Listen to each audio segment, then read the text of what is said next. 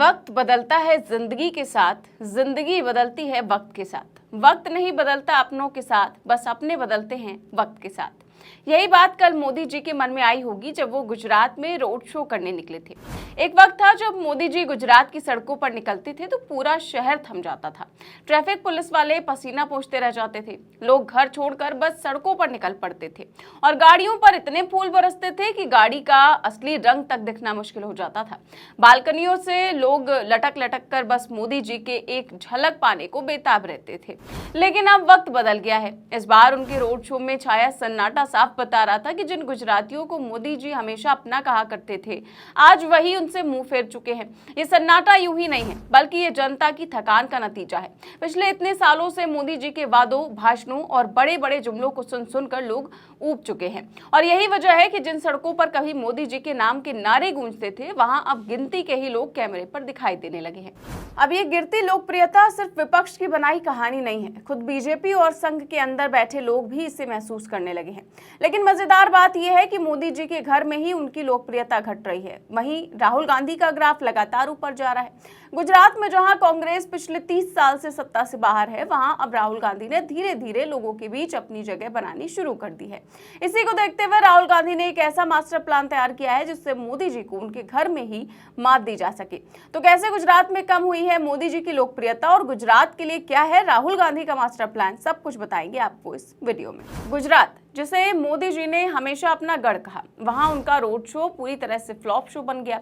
चुनाव हो या ना हो, मोदी जी को रोड शो करने की आदत पड़ चुकी है और लोकसभा चुनाव में 240 सीटों पर आ जाने के बाद से ये आदत और भी ज्यादा बढ़ गई है। लेकिन इस बीच गुजरात के भावनगर से जो वीडियो सामने आया है, उसने सारी पोल पट्टी खोल दी है। रोड शो जब शुरू हुआ तो बाईं तरफ की सड़क पूरी तरह से खाली थी, वहीं दाईं तरफ थोड़ी भीड़ जरूर थी, लेकिन इतनी कि आप आराम से उंगलियों पर गिन लें। और मोदी जी उसी तरफ गाड़ी से निकलकर हाथ हिलाने लगे। वीडियो में साफ दिखता है कि कैमरा बार बार उन्हीं फ्रेम्स को ले रहा था जहां लोग खड़े थे। लंबा शॉट लेने से कैमरा बच रहा था क्योंकि वहां का नजारा शर्मनाक था। मोदी जी धीरे धीरे हाथ हिला रहे थे, लोग औपचारिकता में हाथ हिला रहे थे और पीछे बस खाली मैदान। अब अगर इस नजारे की तुलना पहले के मोदी दौरों से करें तो अंतर साफ दिखता है।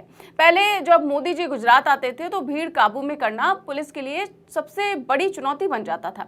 गाड़ी फूलों से ढक जाती थी, छत, बालकनी, खंबे, हर जगह लोग चढ़े रहते थे।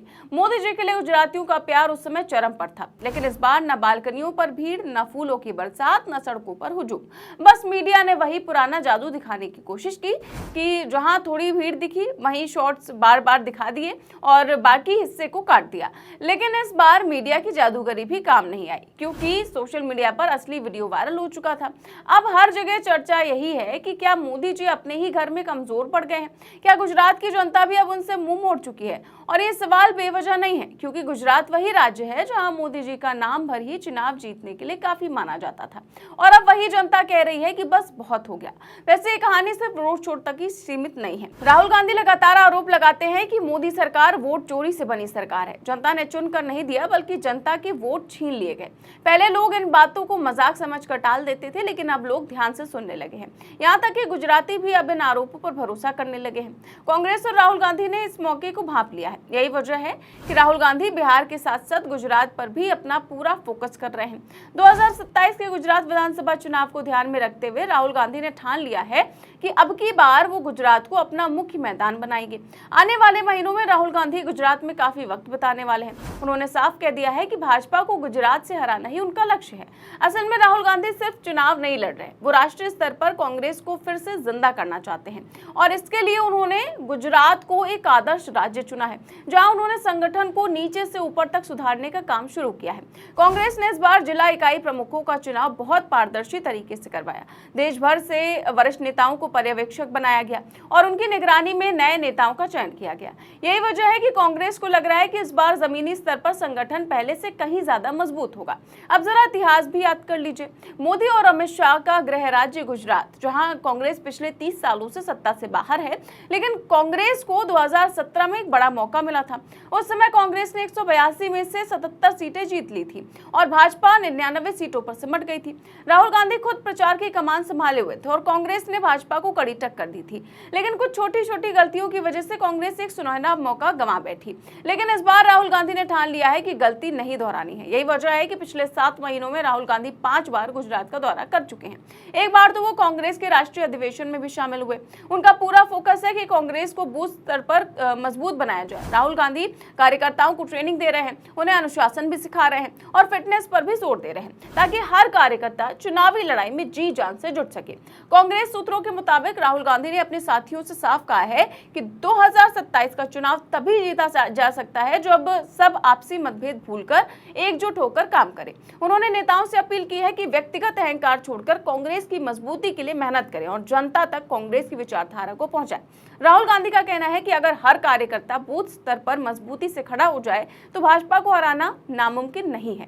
अब जरा सोचिए, एक तरफ मोदी जी जिनके भाषण सुनने के लिए लोग कभी मीलों पैदल चलते थे, अब उन्हीं मोदी जी के रोड शो में खाली सड़कें गवाही दे रही हैं कि जनता थक चुकी है। वही जनता जो कभी मोदी जी को भगवान का अवतार मानती थी, अब उनसे सवाल पूछ रही है कि रोजगार कहाँ है, महंगाई क्यों बढ़ रही है, किसानों की हालत क्यों नहीं सुधरी। वहीं राहुल गांधी जिन्हें बीजेपी ट्रोल्स पप्पू कहकर चिढ़ाते थे, आज उसी गुजरात में जमीन पर पसीना बहा रहे हैं, जनता से सीधा जुड़ रहे हैं, कार्यकर्ताओं को ट्रेनिंग दे रहे हैं और संगठन को फिर से जिंदा कर रहे हैं। राजनीति का यही मजा है कि पल में सत्ता की गद्दी डगमगा जाती है और पल में विरोधी ताकत बन जाता है।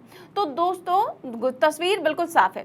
एक तरफ गुजरात में मोदी जी की लोकप्रियता का ग्राफ नीचे गिर रहा है, तो वहीं जनता उनके भाषणों से ऊब चुकी है और रोड शो से भी थक चुकी है। तो वहीं दूसरी ओर राहुल गांधी ने गुजरात को जीतने का मास्टर प्लान तैयार कर लिया है।